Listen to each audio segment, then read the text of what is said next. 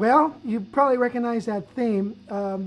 It's been a few days since Dick Clark passed away, and ever since I heard about it, I've been flooded with memories about the time that I was on the road with the Brother John Band, backing up the acts for Dick Clark's Good Old Rock and Roll Show.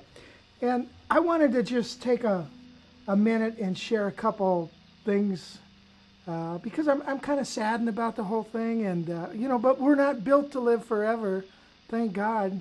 Bible says to count your days, but he was a pretty cool guy, I gotta say, and I didn't, I'm just a guitar player in the band.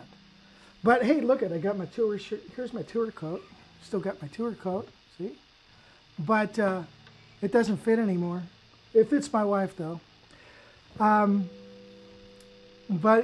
it was a time that, gosh, I look back on and think, God, man, that was a lot of fun. And that's about the closest time I've ever been around greatness, playing with the old rock and rollers.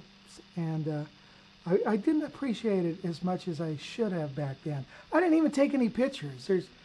We played one Rockin' New Year's Eve, I think, and that was about 1982. And there's a videotape somewhere. I don't know where it is.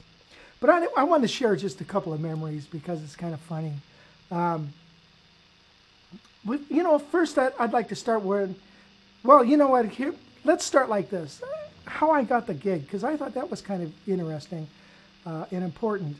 When I was doing my blues and rock guitar solo book for Dale Zdenek Publications, and by the way, this is for all you YouTubers who have subscribed to my site, and I really appreciate you guys, and thanks for doing that. And so I just wanted to share a couple things.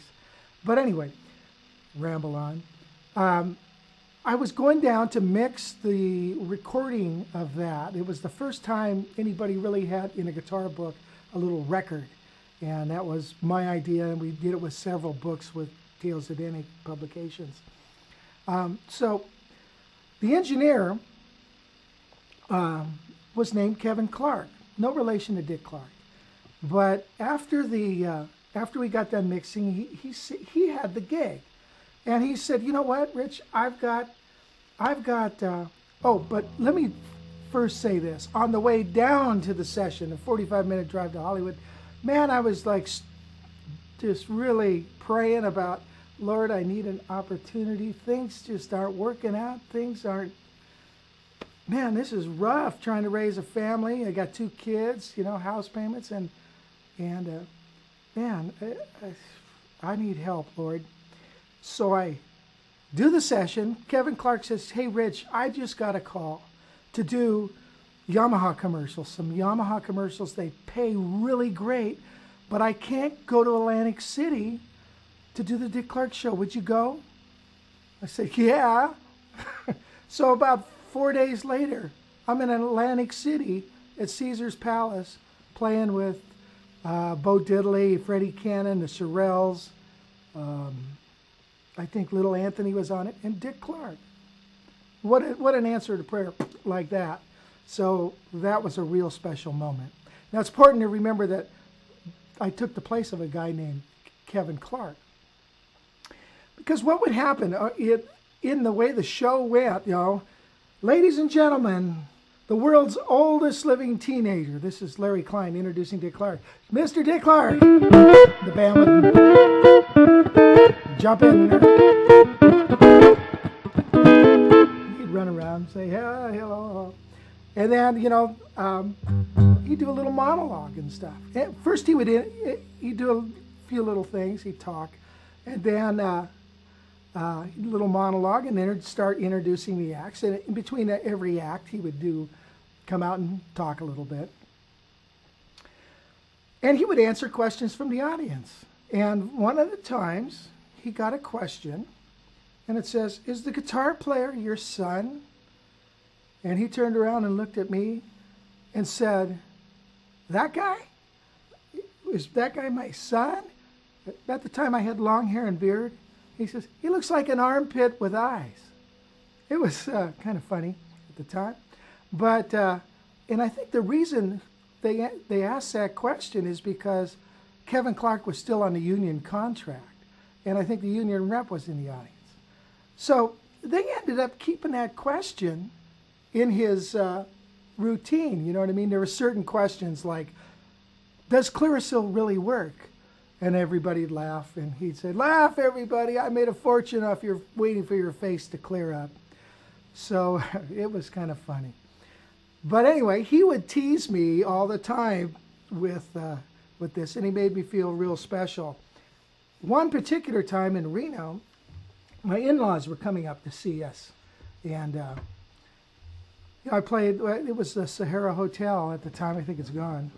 But he had heard my in-laws were in the audience. And my gosh, the ribbon that night was crazy.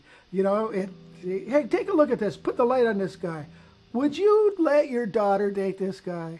So he would do a lot of that kind of stuff, and it was funny. Outside, off the stage, he was really a nice guy, nice to everybody. Him and his wife, Carrie, were to me anyways. And this guy is busy.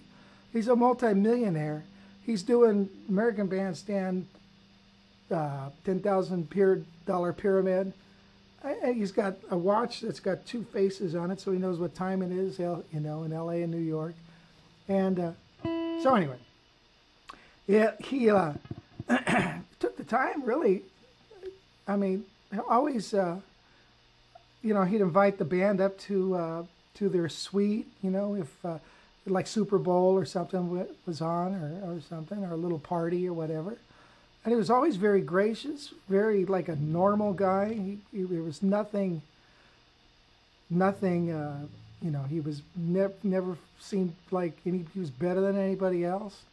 He was a great guy. And it was worth a fortune. And I think if you do some digging, you're going to realize how powerful he really was.